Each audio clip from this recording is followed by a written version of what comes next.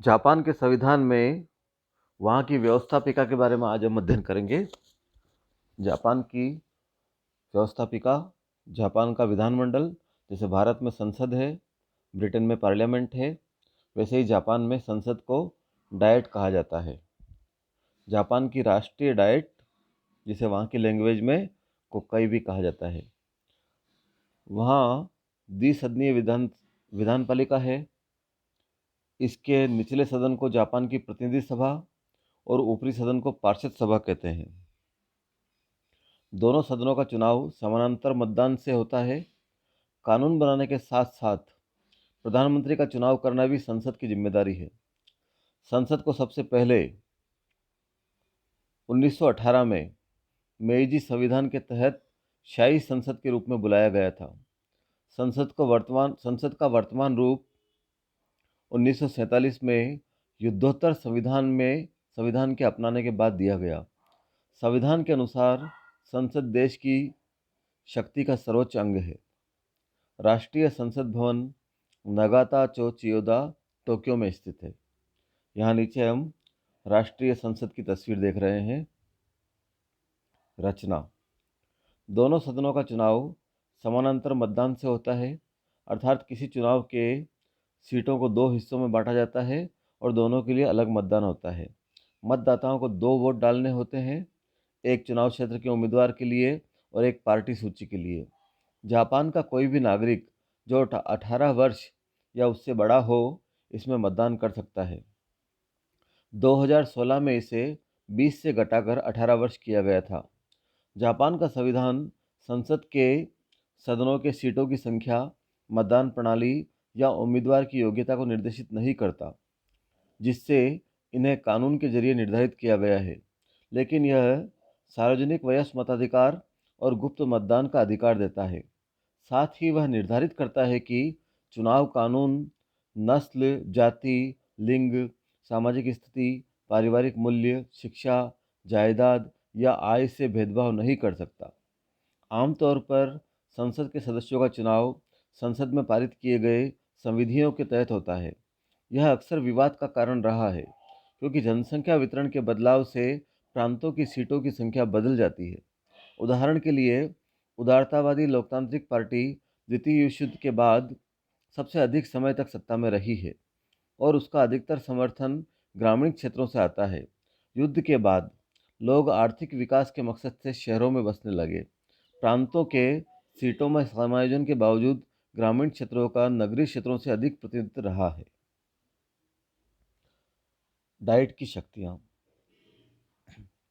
जापानी संविधान के अनुच्छेद 41 के अनुसार राष्ट्रीय संसद राजकीय शक्ति का सर्वोच्च अंग और राज्य का एकमात्र व्यवस्थापक अंग है।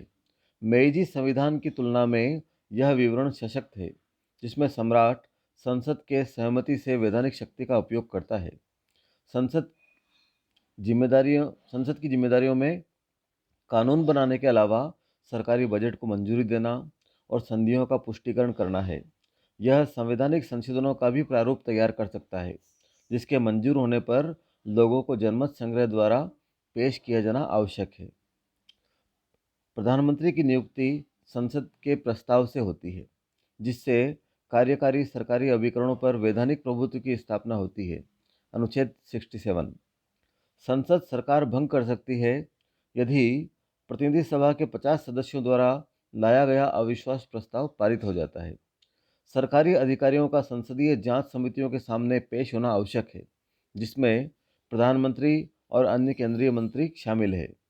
संसद दोषी पाए गए न्यायाधीशों पर महाभियोग भी चला सकती है। अधिकांश परिस्थितियों में किसी प्रस्ताव के कानून बनने के लिए उसे दोनों सदनों में पारित होना पड़ता है, फिर उसे सम्राट द्वारा घोषित किया जाता है। यह भूमिका अन्य देशों के शाही स्वीकृति जैसे है, लेकिन सम्राट किसी कानून को घोषित करने से इनकार नहीं कर सकता, इसलिए उसकी वैधानिक भूमिका केवल एक औपचारिक है। जैसा कि ब्रिटेन में सम्राट है और भारत में राष्ट्रपति है, जिनकी भूमिका संसदीय शासन व्यवस्था के तहत औपचारिक है, जापान में भी सम्राट की भूमिका औपचारिक ही है। डाइट के कार्यकलाप: संविधान के तहत वर्ष में संसद का कम से कम एक सत्र बुलाया जाना आवश्यक है। तकनीकी रूप से केवल प्रतिनिधि सभा को भी चुनाव से पहले भंग किया जाता है, पर इस दौरान पार्षद सभा आमतौर पर बंद रहती है। सम्राट ही संसद का संवहन और प्रतिनिधि सभा का विघटन करता है, पर वह ऐसा केवल मंत्रिमंडल की सलाह पर कर सकता है। आपातकाल में मंत्रिमंडल संसद का असामान्य सत्र बुला सकता है और एक असामान्य सत्र का आवेदन किसी भी संसद के किसी भी सदन के एक चौथाई सदस्य कर सकते हैं। सत्र के प्रारंभ में सम्राट पार्षद सभा में अपने सिंहासन से एक विशेष भाषण देता है।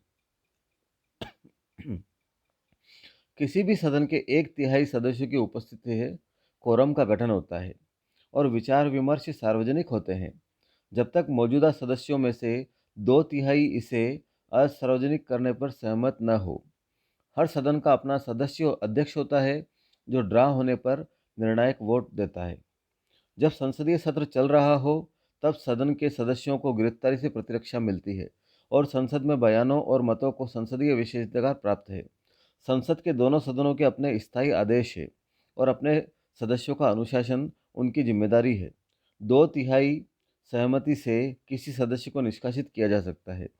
मंत्रिमंडल के सदस्यों को अधिकार है कि वे किसी भी सदन में प्रस्ताव पर बयान दे सकते हैं और दोनों सदनों को अधिकार है कि वे मंत्रियों को तलब करें।